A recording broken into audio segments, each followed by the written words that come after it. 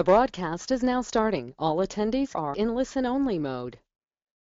Good morning, everyone, and thank you for joining us for today's free webinar, Accounting for Startups, What You Need to Know, with Cirque Rowe from Early Growth Financial Services.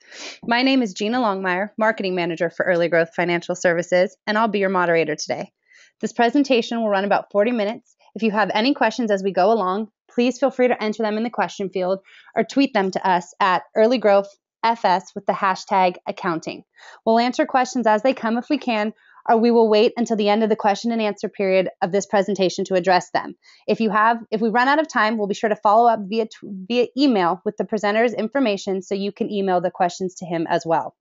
We'll also be sending out an email with a link to the static document for this presentation, the recording, as well as a YouTube link. I want to first start by introducing our presenter, Mr. Cirque Rowe. We're very pleased to have Cirque with us, and not only is Cirque the Chief Operating Officer for Early Growth Financial Services, but Cirque has 25 years of finance experience, with 17 years serving in financial leadership roles with high-tech companies. He's an accomplished finance executive focused on leading early-stage companies through strategic financial decisions, and come to find out, an extremely good golfer. So welcome, Cirque. Thank you very much, Gina. It's a pleasure to be here. Well, we're a pleasure to have you. And before we get started, I was hoping you could kind of tell us a little bit about Early Growth. Sure, absolutely, Gina. Good morning and good afternoon, everyone. Thank you very much for taking time to spend with us. I represent, and Gina does as well, Early Growth Financial Services. We are an outsourced finance and accounting services firm. And we're based here in the Bay Area, but we also have offices down in Southern California, Los Angeles, and also across the country in cities such as New York and Chicago, Seattle, Washington, Boulder, Colorado, Austin, Texas. And we work with what we call the small and medium-sized companies, companies who really don't have a need or are too early to actually be hiring people internally to take care of their accounting and financial assistance. We have over 100 professionals, 25 CFOs, consulting CFOs. We have 60 plus accounting professionals as well. And we provide basically 4 types of services. We do corporate tax returns. We do 409A company valuations for companies who are providing stock options to their employees. If you are providing stock options to your employees, you need to be doing a 409A company valuation on an annual basis. We also provide 2 types of consulting services, and these are by the hour. And this is accounting and bookkeeping services, which includes all the way up through a hard monthly close of financials, GAAP compliant, accrual-based financials with full balance sheet account reconciliations, which is really as an entrepreneur, as a founder, as an executive, as an investor, that's really the kind of financials that you want to be getting and reviewing on a monthly basis. And then finally, we provide CFO level services. And so that would be for, obviously higher level stuff, whether it's planning or budgeting or long-term financial forecasting or helping with fundraising or bringing on debt, bank debt versus equity, pricing analyses, basically anything that you would typically go to or have a CFO for. We provide these the CFOs who can do this for you on an hourly basis, go as you go, grow as you grow, as opposed to you having to spend the money and the resources to hire people internally. So thank you so much, Cirque. And then with that being said, let's go ahead and get started. Fantastic. Okay, so we are today going to be talking about accounting, and in particular, we're going to be talking about accounting for early stage or small companies. And so these are some of the things that we're going to be covering. So, what's the difference between accounting between, what I'll call a pre versus a post-funding company? And we'll talk about kind of what those differences are. We'll talk a little bit about accounting systems, spend a little bit of time on taxes. I know it's a necessary evil. I hate it just as much as you guys do, but it's absolutely something that we want to make sure that we get correct from the beginning, because we can cause ourselves a lot of trouble if we don't do it properly. We'll talk a little bit about accounts payable and accounts receivable and how to manage it, and what we should be looking out for, and making sure that we don't get into trouble either way. And also how we can use accounts payable and accounts receivable to help us manage our cash flow, which is obviously for a startup going to be a very, very critical thing for us. We'll talk a little bit about financial projections and how do we put it together. What do we look at? We'll talk a little bit about differences between bottoms-up projections versus tops-down, and where you use either, and hopefully in most cases where we're going to want to use both. We'll talk about financial reporting, and I kind of just touched upon in the intro, the GAAP compliant accrual based accounting and the kind of classic financial statements that you want to be preparing for yourselves as entrepreneurs, as well as any outsiders that want to be looking at your financials. And that may be investors, that may be bankers, it may be vendors, it may be all sorts of people you might want to be showing financials, and we'll talk about kind of the format that you want to be using. And finally, we'll talk a little bit about valuation. I touched upon 409A valuations. If you're a company that is going to be providing stock options to your employees, you need to be doing this on an annual basis. This is the study that you would be using to price the stock options and the exercise price of your stock options. Okay, so pre-funding. So these are some of the things that we want to be talking about. And when I say pre-funding, this is basically, you're just kind of starting out. You may be, 2 or 3 founders working out of a home office or a garage, or maybe even a co-location space. You may be bootstrapping it, so you may have put a little bit of money in yourself to help fund the company, or you may not even just have much expenses. It just may be a couple of you who are just kind of working for really no salary. And you don't have any outside investors, whether it's VCs or angel investors. And so at this stage of the game, it's just really about making sure that you segregate your activities, right? And so we tell people, look, the first thing you should be doing after you get your federal employee ID number and you've incorporated your company, because you should do both of those things, is open up a bank account. Is to make sure that you have separate bank accounts for your personal versus your business, and the same thing with credit cards. So open up a separate bank account, business banking account, and open up or get a business credit card. And we need to separate. This is the key thing when you're first starting out. You need to separate personal and business expenses. And let's talk about why, because some people say, well, I am kind of the business, and there's really, I don't know that I need to do this.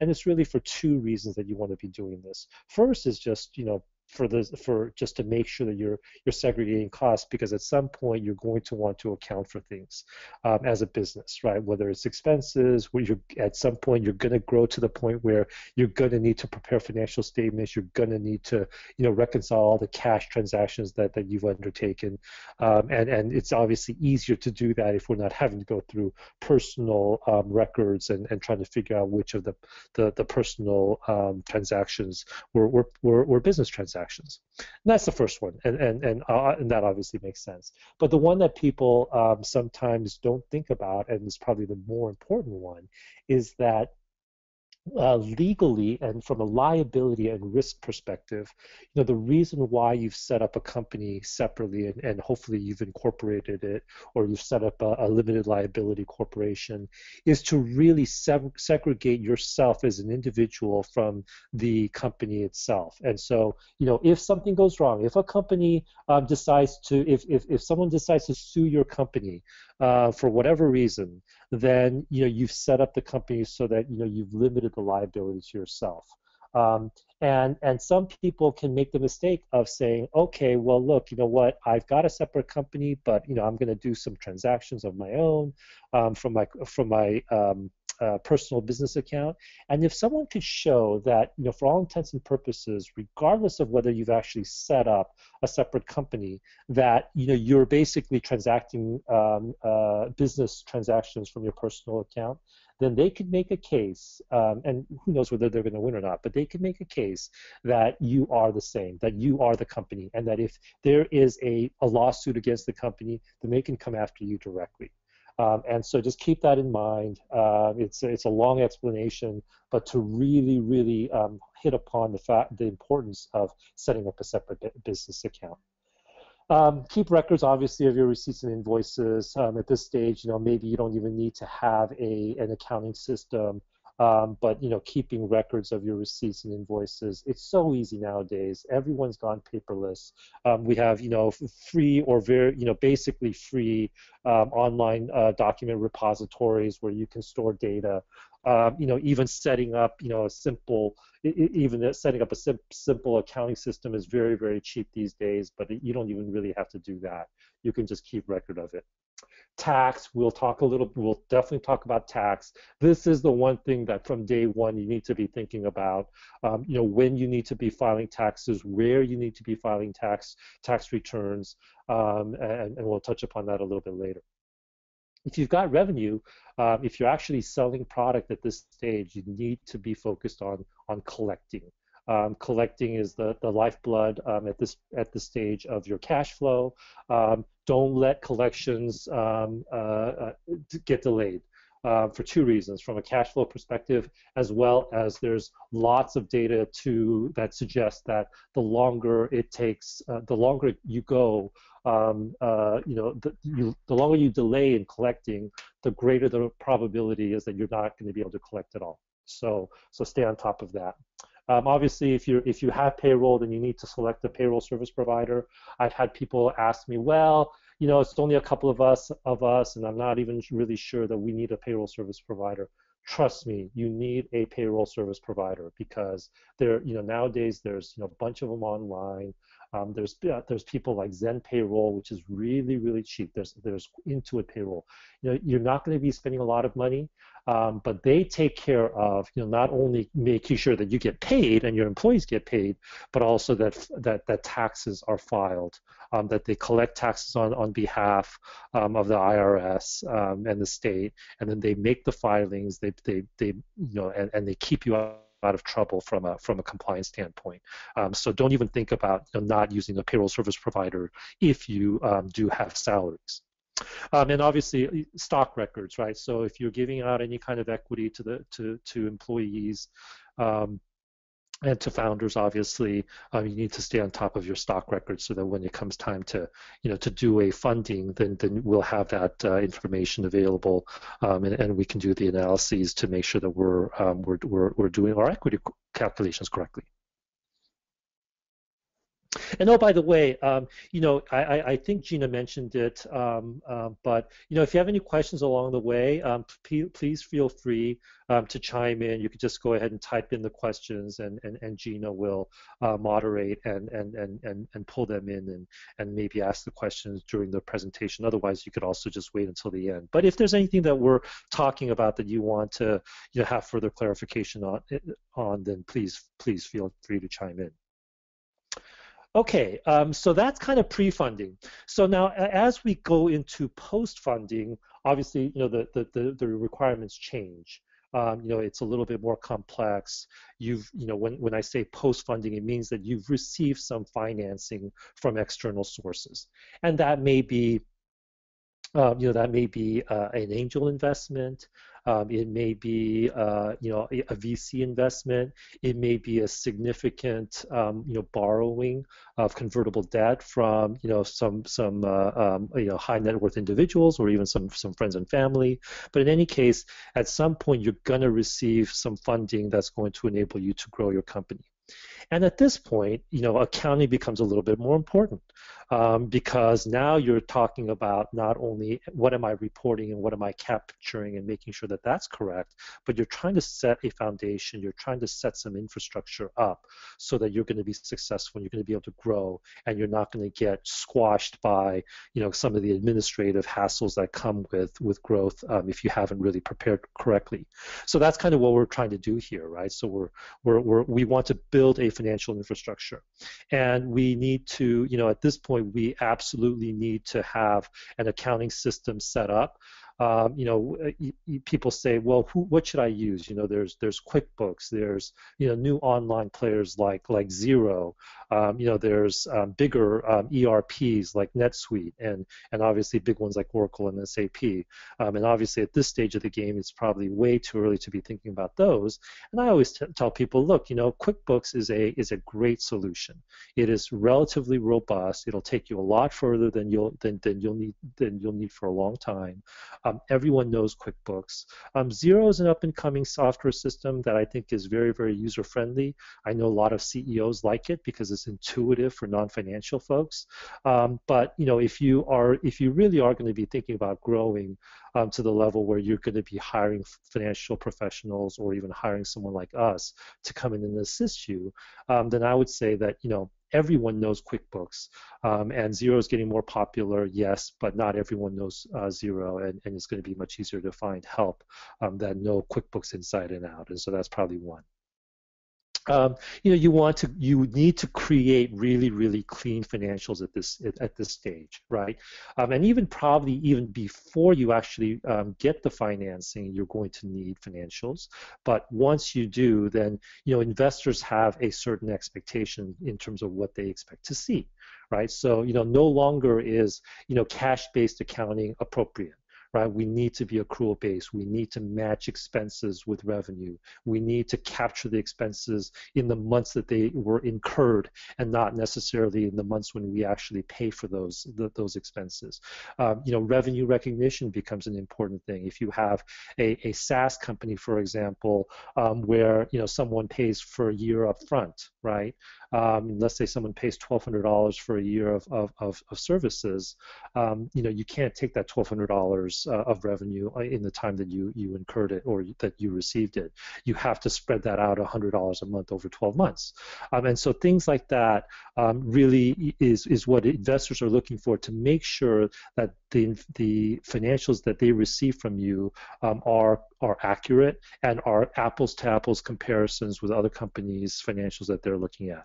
And that's really what basically GAAP compliance means. So the last bullet point here, you see GAAP is generally accepted accounting principles. These are the rules, the accounting rules that companies use that are consistent across the board, across different companies. And so when investors or when anyone looks at your financials, and if you say that these are GAAP compliant financials, then they can feel confident that they can do apples to apples comparisons with other companies and know that, hey, look, this is the way that it gets reported to me. I can kind of figure out kind of what's happening here with this company based upon looking at these financials.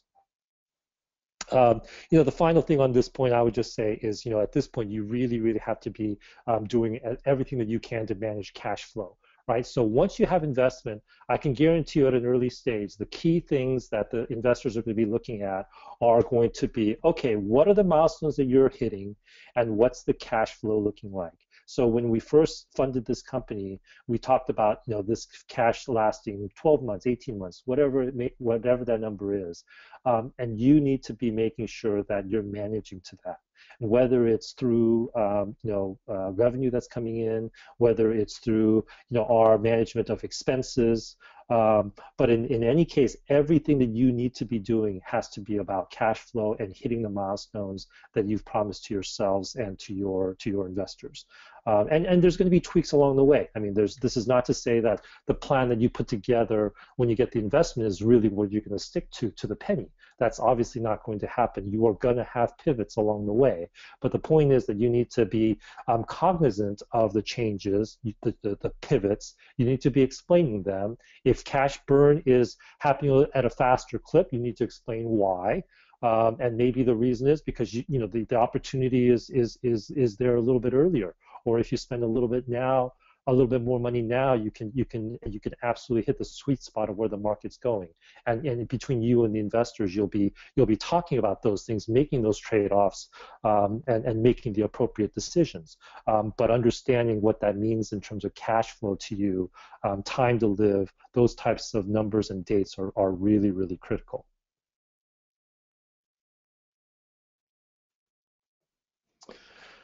Okay, so I get to ask this question a lot. I'm a startup. We have a little bit of money in the bank. I've put a little bit of money in, and we don't really have a lot of expenses. I don't know much about accounting. Do we need help?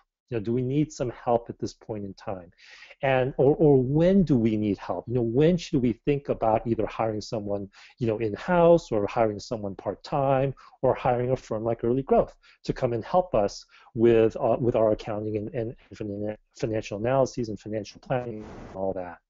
And these are some bullet points that we say is that you have, if you've raised a specific amount of money, you're probably going to need help. Once you start seeing a revenue ramp and revenue recognition becomes important, or even understanding where the revenue is coming from or pricing, then obviously that may be a time.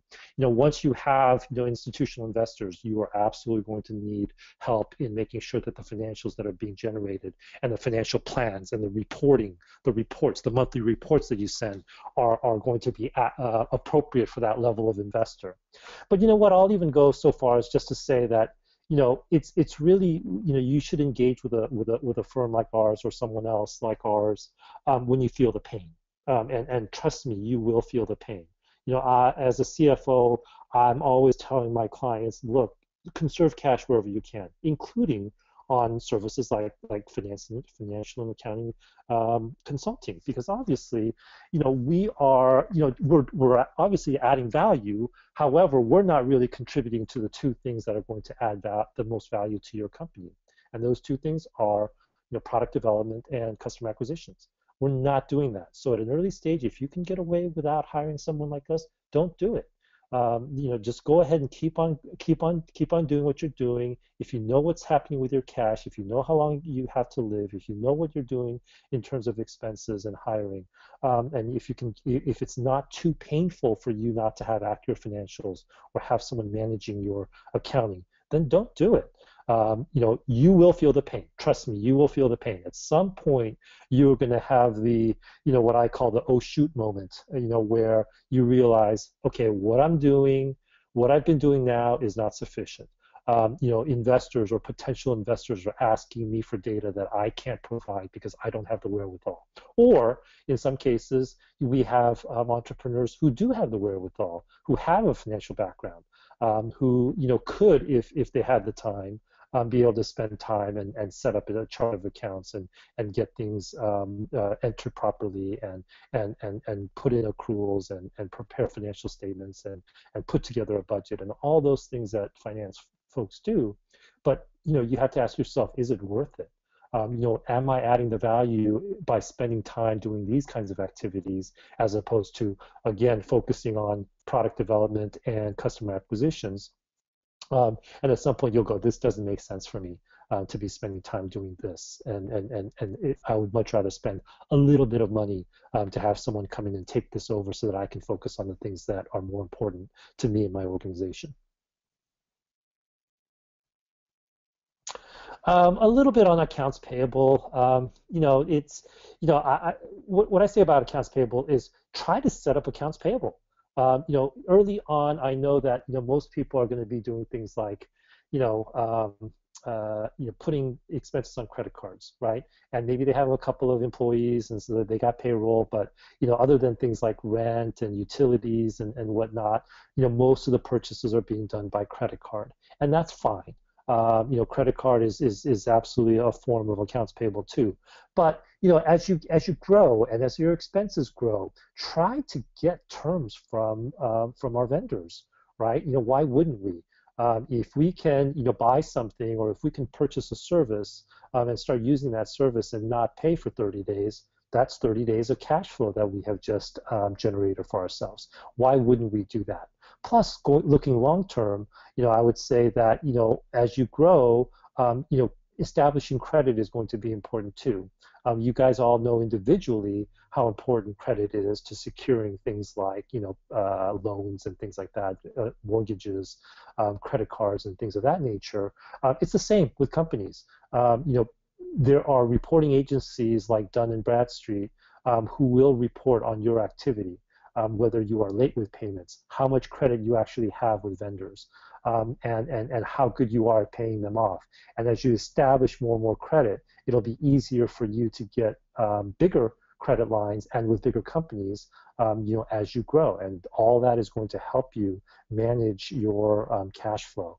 And so absolutely, absolutely, absolutely, when you can, ask vendors, hey, look, can we go on credit? And once you do, then just set up a system to make sure that you're tracking it properly and that you're paying on time. We use things like Bill.com, which is a great service, online SaaS-based service, very, very cheap, very reasonable, and it basically allows you to set up a system where, as invoices come in, you get pop-up reminders or email reminders from Bill.com that says, hey, you got a bill from such and such, and you can set the parameters of how often you want to be notified, and you can set the parameters of when they're going to get paid in the approval process. And so it's very, very easy. It makes it simple. It won't let you forget, that you have payments due, and it's I think it's a great way. And there's others too, but Bill.com is the one that we typically use. But just the final thing that I'll say is, since you are trying to establish credit, and since you are counting on your vendors, once you set up the terms, try to set up terms as obviously favorable to you as possible. Net 30 is a classic one. Some companies will make you pay within net 10 or net 15. Others will let you go further. But once you establish those terms, then just make sure that you are paying them on time. Okay, accounts receivable. So on the other end, right? I mean, this obviously doesn't apply if you are a company that doesn't have revenue at this point, or if you have a company where people are paying for things with credit cards. If you have a SaaS company where people pay in advance using credit cards, then this isn't going to apply. But if you are a company that is a service company where you render services and send invoices to be paid at a later date, if you are selling goods to people on terms, and to maybe you're a B2B company that sells to other companies, and you're not going to get them to pay cash up front, then obviously accounts receivable, management of accounts receivable is going to be critical.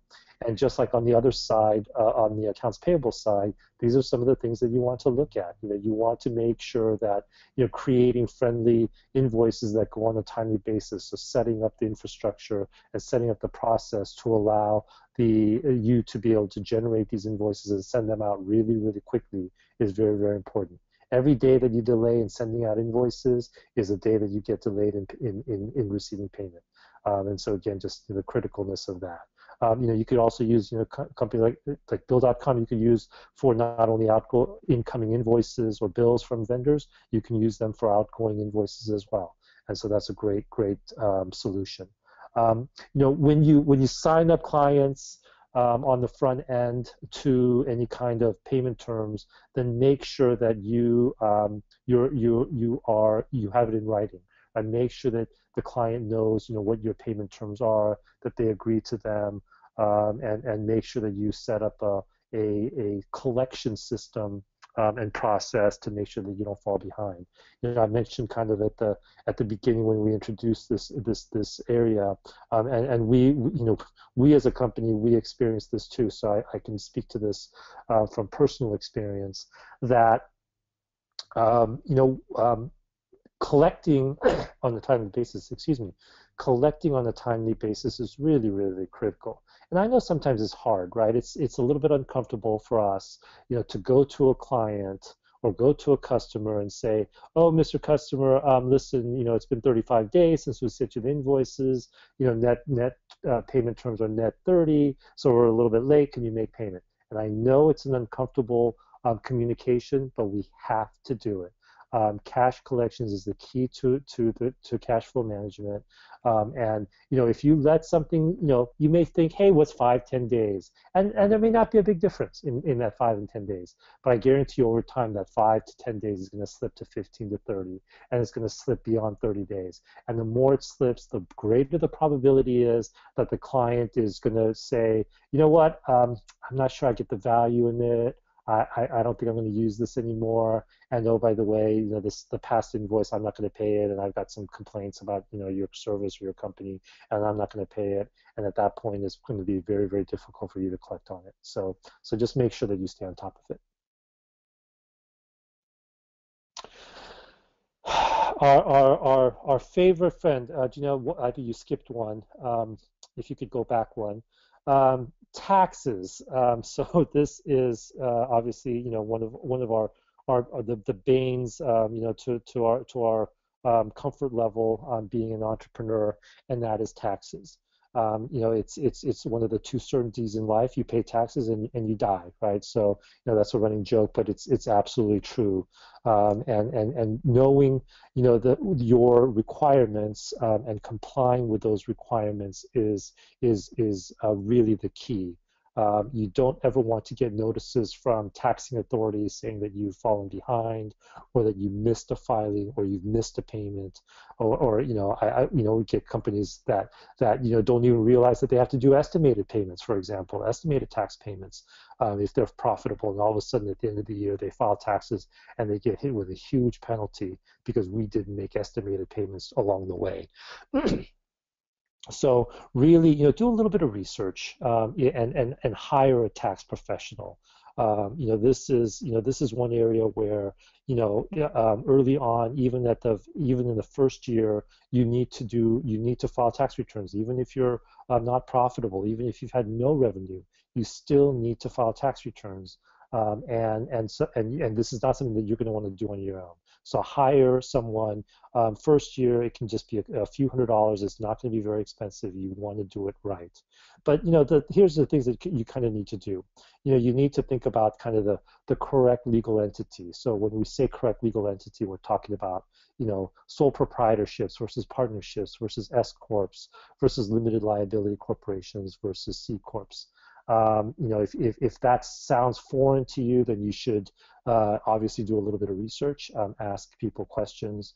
There are some of those differences between those companies have to do around taxes, and the treatment of taxes, and what taxes get applied upon. And so that's part of a big consideration. Taxes is a big consideration as to why you set up a company in the way that you do. So do a little bit of research on that. That's probably beyond the scope of what we're talking about today. But understand your obligations, right? The timing of it. So it's federal, state, maybe local, registrations and tax returns that you have to do. If you're a Delaware C Corp, that's an annual Delaware franchise tax reporting and payment that you have to do. California out here, regardless of, even if you started on December 30th, you have to file a tax return and you have to pay an $800 filing fee. And if you don't, then you're going to get into trouble for not doing so. So, understanding when they're due, and complying with the requirements is really, really critical. Some of this other stuff we've already discussed, separate the business versus personal finances. Taxes is obviously another reason why we want to do that. We want to make sure that we're taking the right deductions. And so, business expenses, if you're putting in R&D, there's R&D credit, calculations that you should be doing to allow yourself, further tax relief in the future. So there's lots of considerations, like I said. Pay the quarterly taxes. So this is kind of where I was just talking about the estimated tax payments. So if you're a company that's maybe bootstrapped, and you're kind of the company that it has already a product or a service, and you're making money and you have positive net income, then you need to be filing estimated tax returns on a quarterly basis to the federal government, to the IRS. And there's deadlines on those, and it's a little bit different deadlines than you would expect. So unlike the annual, where you have to wait until the end of the year, and then you've got a little bit of time after that to file, estimated tax payments in some cases are due kind of in the middle of the month, in the last month of the quarter. So look at the tax calendar, and make sure that you're complying. Payroll taxes and 1099s is the last thing that I just want to touch upon. Payroll taxes, hopefully this is not something that you should be worried about yourself. if you listen to my advice about hiring a payroll service provider, then they should be doing that for you. But it probably still requires a little bit of review on your part to make sure that it looks reasonable. But if you use if you use somebody like Intuit, or if you use somebody like Zen Payroll, I've never heard of them messing up a tax return and not filing, or not paying the right amount of money to the IRS on payroll tax withholdings. So that's another reason why you want to use those guys. 1099s is one that that company that some employers are not sure about. This is something that if you are using an independent consultant, not not a corporation, but if you pay someone $600 or more in any calendar year, by the 31st of January in the following year, you need to report that you paid this money to this individual, and you need to send a 1099 to the individual, and you also need to report the 1099s to the IRS. This is the IRS's way of making sure that everyone files any income that they received, and this is their way of checking that the consultants that you're using are reporting the income that was generated from you to the IRS. And this is another area where you could, if you don't do it properly, you could find yourself paying lots of penalties and going through a lot of stress. All right, Sir, we do have one just question. touch upon. Sorry, I didn't mean to interrupt you. We have one question really quickly, and it says, how much does it cost to file taxes and do basic bookkeeping for a very early stage bootstrap startup? Are there companies who can help with this? Absolutely, there are companies that can help you with this. Early Growth can help you with it, and there's other companies that do it too. And I suggest that you just kind of reach out and talk to people to find out. At an early stage for a bootstrap company, so this is kind of really early stage company. For someone like Early Growth, what typically we would do is we come in with a senior accountant and work for several hours. Probably 4 to 6 to 8 hours per month, kind of at month end, to make sure that the transactions are accurate, journal entries are being taken place for accruals and things of that nature. You'll probably do like an hour review of the CFO to not only do a review of the financials, but also just talk about, hey, what's coming up and what do we need to get in front of? Do we need more insurance? Do we need to look at tax returns and preparation of tax returns? Do we need to, what about banking relationships? So we can help you with that. A CFO can help you with that. And so you could easily do it for something as simple as, I'd say, $600 to $800 is probably the minimum that it would take to hire an outside consultant. If you're really, really low level and all you need is a bookkeeper, I'd suggest you kind of go out and find kind of like an individual bookkeeper who can do that, but recognize that they're not going to be able to help you with some of the strategic stuff and higher level stuff. First year companies, tax returns are in the hundreds of dollars, right? Probably $700 or $800, depending on what kind of activity. If you have revenue, then that is something that that will probably take a little bit more to make sure that the financials are accurate. But it could be, somewhere in the range of $500 to $1,000 for a full set of tax returns, including federal, including state, and including the Delaware tax returns, franchise tax returns. But look around. I mean, this is one where if you find someone local, you might find someone cheaper. Obviously you're not going to go to a Big Four or a national accounting firm for this kind of assistance, because they're going to charge you a lot. But look around and absolutely reach out to Early Growth. Go onto our website and you can do a little bit of research, and ask other people. Ask people that ask your bankers, ask your lawyers, ask other entrepreneurs that you're working with. Who they use. Word of mouth and the reputation that comes with doing good work really is important. You just don't want to hire someone just because they're the cheapest. It's like anything else. 99 times out of 100, you're going to get what you pay for. I was just going to say that. And, Cirque is right. If you'd like to reach out to Early Growth tomorrow, as I mentioned, you'll not only get, an email with a link to reach out to Cirque, but you'll also be contacted by one of our business development representatives, and they're extremely knowledgeable on how to get you started and help you. So please don't hesitate to ask any questions. Okay, great question. Thank you very much.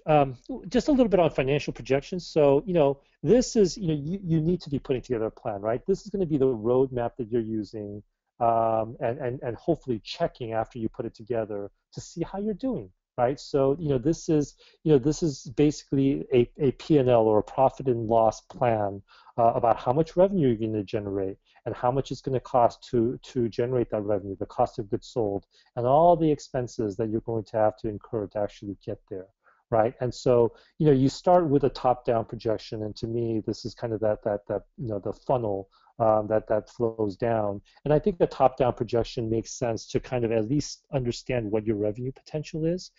So we use terms like TAM, which is the total available market, which then gets filtered down to a SAM, which is the serviceable available market, and then further, funnel down to, what we call a SOM, which is a serviceable obtainable market.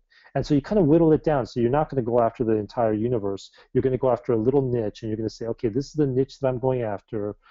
This is the revenue opportunity that I have, and I think I can generate, this percentage of that of this market space within a certain time frame. And it may start at, 1/10 of 1% of the market in year one, and it may, grow to, 0.8% in year two, and it may grow to 2%. In year three, but it's those types of tops-down projections that at least gives you a revenue potential to make sure that it's even a business that makes sense. But once you have that revenue potential, I absolutely say you have to do a bottoms-up projection.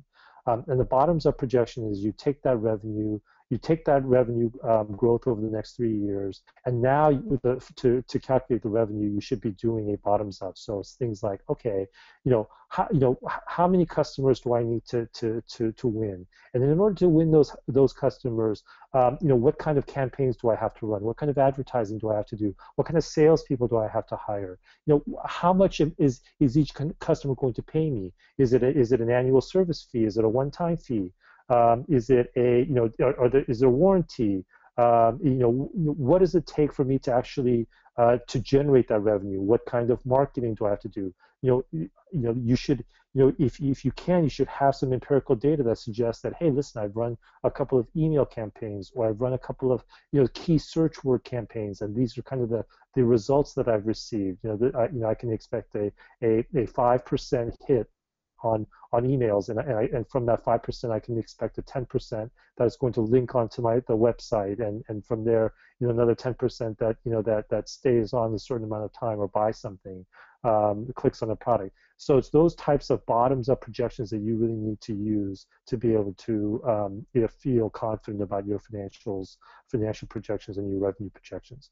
And once you have that, you have to calculate, okay, what's the spending that I'm going to need to achieve that revenue, right? So again, it's the advertising dollars, it's the employees that you need to hire, it's the it's even stuff like, do I have enough do I have enough room for the people that I have to hire? Do I need to take more co-location space or my own office? Do I have enough insurance? What about do I need fixed assets, right? Do I need to purchase fixed assets? What do I need? Do I have to purchase inventory? These are the kinds of questions that you have to ask yourself and to actually model out, and obviously tweak along the way. But this is where, someone, if you don't have the wherewithal, you should be asking for assistance from someone who can help you, who can ask the questions, work with you through the assumptions, and then tie those assumptions into a model. And the final thing I'll say is, ultimately it comes down to what I call milestones, right? And this is kind of where you should be saying, okay, 6 months from now, these are the milestones that I want to hit. It may be amount of revenue, it may be number of people visiting your website, it may be stickiness, whatever those milestones are that are critical to the long-term success of your company. Write those down. Put those down, and drive towards those. Because it's really going to be about milestones that's going to enable you to really determine whether you're successful or not. And when you go for financing, fundraising in the future, it's going to be about what milestones are you trying to achieve, how much money do you need to get there, how confident do we as investors feel that you're going to hit those milestones? And then if we hit those milestones, how confident do we feel that we're going to get an increase in valuation, a return on our money, and hopefully a successful exit down the road?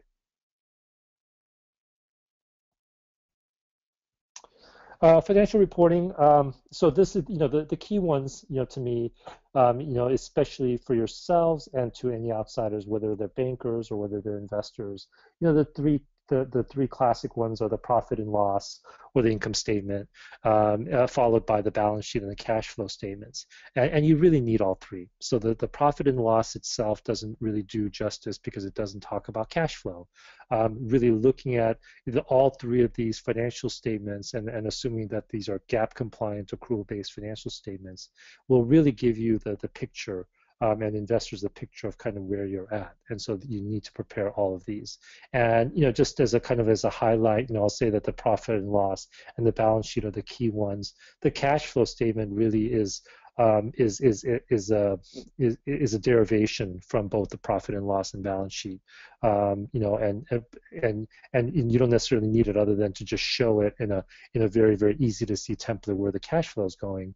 But the bulk of the data that you're going to be looking at is really on that profit and loss and balance sheet, especially over time. So trend analyses of the profit and loss and balance sheet is probably the best set of financial statements that you can be looking at to determine how you're doing. But I think in addition to that, I think that there's probably other things that you should be doing at some stage, and maybe not right at the beginning, but at some point you're going to want to do some of these things. So, looking at cash burn, right? Where is the cash going? Where is cash coming in? Where is it going out? And how do we expect it to change over time? If you've put together a budget and if you're far enough along, I absolutely recommend that you put together a budget and a financial plan. Then doing a budget versus actual reporting or a BVA. This really tells people and yourself how you're deviating. How are you doing according to the plan that you originally set out for yourself? And why are we deviating? Are the reasons appropriate? Have we missed milestones? Are we trying to catch up? Have we not been able to hire the people we need to hire? Has the revenue come in, lower or higher than expected? What are the reasons? And let's make sure that we understand it so that we're, not only reporting them properly, but analyzing them properly so that we can make good decisions going forward. Another financial reporting, I'm a huge fan of things like waterfall charts, and if you do a quick search on Google, I'm sure you'll see lots of different waterfall charts, but I like to look at kind of 3 or 4 main key drivers of your financial results and do waterfall charts. So month over month, put together kind of your initial plan on a monthly basis. So it may be things like net income or net revenue or hiring, number of full-time employees, or cash. Those are kind of 4 key ones that I always look at. And you put those down, you put a stakeholder in the ground. This is where it's going to be on a monthly basis, what the balances are going to be on a monthly basis. And every month, as actuals come in, enter those actuals along with the rest of the year forecast. And you'll have this nice waterfall chart that over time you'll see how you're deviating from the original plan that you put together and any monthly forecasts or reforecasts you're doing. Really, really powerful reporting tool and a visual for yourself as well as investors in terms of how you're doing and why we're doing what we're doing. And then just I'll just touch upon I know we've already kind of gone past the 40 minutes, but we'll still have some time for some Q&A. But I just wanted to touch upon valuation and why we need it. But 409A valuation is the classic one that startups here in the Bay Area who are providing stock options to their employees are doing, right? And what it says that you need to put together a fair market value of the common stock for the options that you're giving to your employees. Companies have gotten into trouble in the past for offering stock options at too low of an exercise price. Obviously, we as entrepreneurs, we as founders, we as recruiters of employees of our company, we want to provide the best incentive to the employees that we're hiring. And so, of course, we would love to give stock options at very, very low cost. and employees, receive the benefit of that. However, if you haven't properly done evaluation, and if it's determined later on that you provided stock options at too low of an exercise price, then both you and the employee that received the stock options are going to be hit with penalties, lots of inquiries from the IRS. And trust me when I tell you, without even getting into all the details, that this is not something that you want to subject yourself to. And people ask me, well, we're an early stage company, and I can tell you that I can't imagine that our common stock is more than 10 cents a share. And you know what? Between you and your attorney, you may be able to get away with that kind of in that first year. But after if you've had any kind of a financing, if you've had any kind of significant activity within your company where you're starting to generate revenue, I guarantee you that the valuation of the company might come in higher than you think, and the potential for providing stock options at too low of an exercise price is greater than you think. So just keep that in mind to make sure that you're doing things appropriately. And to do a 409A evaluation, this has to be done on at a minimum every 12 months. And every once in a while, you may have to do it more often than that, especially if there's been some sort of a big event that might have changed the value of the company in a material way. And one of the key things that we look at is any kind of financing. If you've had any kind of an equity financing, I guarantee you that there's been a pretty dramatic change in valuation of the company at that point in time. And you're going to want to do a 409 evaluation in conjunction with that fundraising prior to giving stock options after that round of financing. Last thing, just what do you want to look for? When you say, hey, I want to get a valuation company, and these are just some of the things that you want to look for. Obviously, you want a fast turnaround. If there needs to be a revision that has to happen, over the first several months, just because this is not something that's set in stone where you kind of hand it over to a company and say, hey, give me a valuation, and they come back with a number. They should be working hand in hand with you. They should be working hand in hand with the attorney. They should be working hand in hand with your CFO to help, because they need information to help drive what the analysis looks like. And so it's not just about just turning it over and expecting them to know everything about your company and your prospects to be able to drive that evaluation. They should be willing to work with you to come up with a number that they can stand behind if it's ever questioned, but still giving you a number and evaluation that is acceptable to you and that you'll be able to sell to employees. Sir, we have a quick question. Does a convertible And note... obviously expertise. Sorry, I didn't mean to interrupt Yes, you. go No, ahead. just a quick question. Does a convertible note increase the value of shares in the company, i.e. the equity? Gina, you just broke up there for right at the end, but I heard you say, does a convertible debt financing increase the No, value of the shares, right? Is that sorry. what I heard? No, can you hear me better now? I'm sorry. It was, does a Yes, I can. convertible note increase the value of shares in the company, i.e. the equity of the company? Yeah, I think it does. Technically it doesn't because convertible debt really doesn't do anything to the cap table at that point in time, right? So there's been no new equity that has been given. There is, the equity is going to be priced at a later round, and so technically speaking, the valuation of the company hasn't changed. But it is, to me, it's a significant activity, right?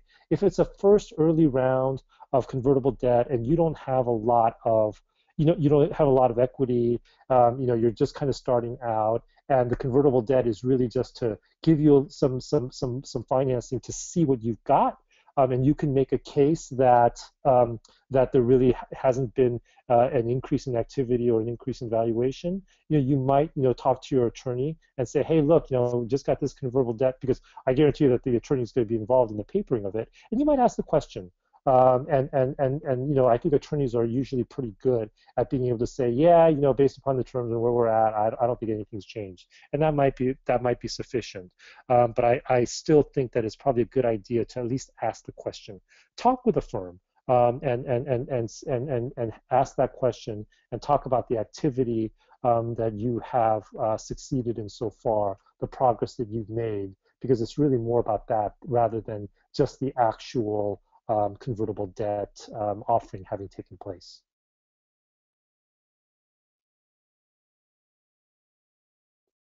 Great. Thank you so So much. that Yeah. I'm you're very sorry. welcome. That is, yeah, that's That's that's our so it presentation. sounds like Gino, you have at least another question here, right? No, no, no. I was just going to say that's our presentation and thank you so much. But if anyone does have questions, we do have some time for question and answers right now. If not, and I don't see any, pop up in the meantime, Cirque and I would just both like to thank you all for joining us today. We hope you found it useful and we really appreciate your time. If you have any questions, again, please feel free to tweet us at earlygrowthfs #accounting, or again, you will get a link to the deck tomorrow morning as well as follow-up emails if you have any additional questions. And we'd love to invite you to join us for our next webinar, which is again tomorrow at 11 o'clock a.m. Startup Seed Funding from Bootstrapping to Equity Financing with one and only Cirque Row and Christine DeBaccio of Fenwick and West LLP. To register for this, and we do have a question. Perfect. In the nick of time.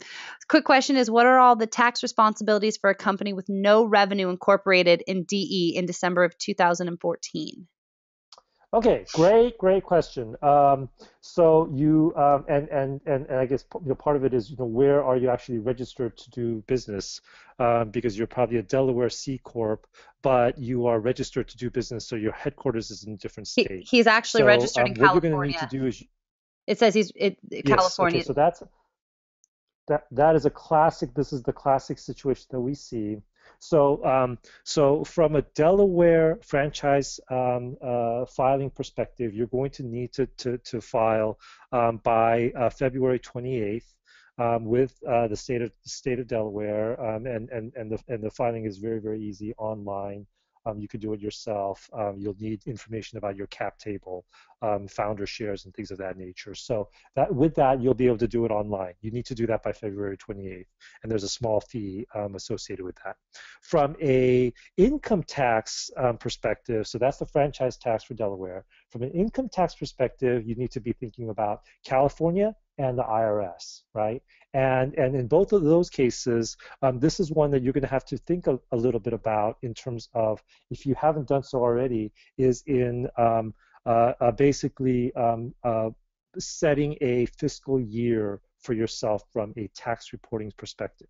So if you incorporate it in December, obviously, a lot of companies, just for the sake of simplicity, just for the sake of understanding timing, just for the sake of conformity, have a December 31st fiscal year end. In which case, then all the dates that apply to typical tax filings will apply to you. So that is for the IRS. March 15th is the initial cutoff date. You can do a standard filing for an extension and push it out until September 15th. Same thing for California. There's an $800 filing fee for California every single year, regardless of whether you have any revenue at all. That's a painful one, but it is a fee that is due. The IRS is based upon net income, and so there will be very little due to the IRS. I think that's a very small little filing fee. Maybe not even, there might not even be any filing fee. But if you incorporate it in December, this is one where you might want to say to yourself, to save $800, that I want to have a September 30th fiscal year end, or November 30th fiscal year end, if you really want to push it. And by doing that, it basically pushes out the need to do your tax returns until a later date, and not have to pay the $800 until you file your first year's fiscal year end. But understand that with that comes, this nonconformity, where now you have to keep track of the dates. Your tax professional has to keep track of the dates, and it's going to be very different from all their other clients. And there's a greater probability now that that you might make an error or you might miss a filing.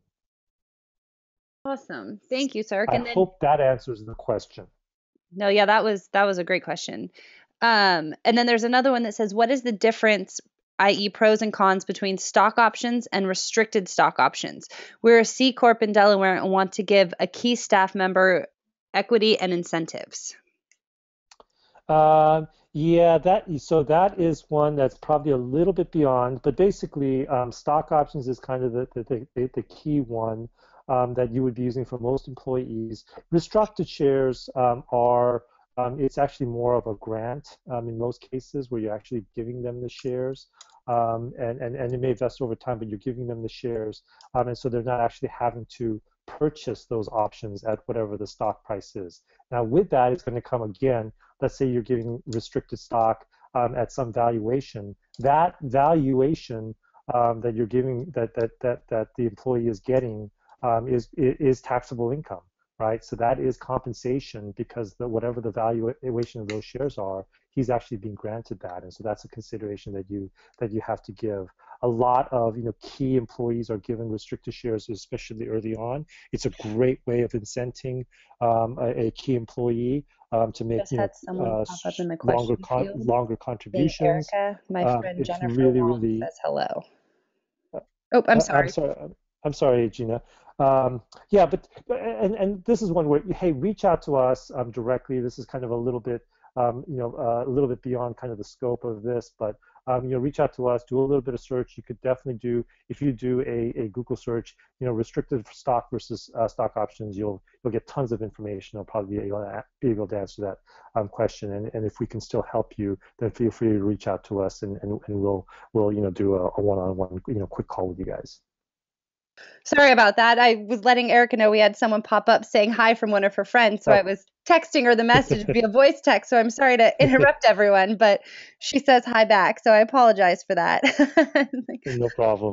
Okay. And the next question is, California filing fee is due March 15th. Or if we can we extend it and defer to September? Yes. Well, no. So actually, no. So the fee. So you could actually defer the filing until September, but you actually still have to make the payment by March 15th. Because you know what? Here's the thing. So for California, no matter what your tax returns are, that's just the standard filing fee. You're gonna have to pay that $800 regardless of whether you have, $1 million. Well, obviously, if you have $1 million net income, you're gonna owe a lot more. But even if you have $1 million of net loss or $10 million of net loss, you're still gonna owe that $800. And so they need to collect that by March 15th. Perfect. And then that seems to be the end of our questions for the time being. We did have someone also pop up and say thank you to you for such a great webinar. So I wanted to pass that on as long as the hello to Erica. So they were saying great webinar. Thank you very much. It was very informative, and I totally agree. So as I mentioned, if you'd like to join us again and hear Cirque be even more knowledgeable, feel free to come back tomorrow, 11 o'clock a.m. for startup seed funding from bootstrapping to equity financing, taking place tomorrow. And you can register for this or any of our other free webinars at our events website at www.earlygrowthfinancialservices.com/events. So thank you again to Cirque for an amazing webinar. Thank you to all of you for joining. We hope to see you soon and have a great day. Happy Wednesday. Hey guys, thanks a lot. I really appreciate it. I know we've gone over a couple of minutes here, but I really appreciate your time. And just let me say, end by saying that, I think that what you guys are doing, if you're an entrepreneur, if you're starting a company, I think that what you guys are doing is just the most incredible thing. Courageous, exciting, challenging. I know you know all that, but I just think the world of the decision you guys are making to hopefully make a big impact. So if there's anything that we can do in the future, we'd obviously love to help. In the meantime, then I obviously wish you all the best of luck and success. I agree. So thank you so much, guys, and we hope to see you soon. Or I guess Take chat care. with you soon. Thanks, Cirque.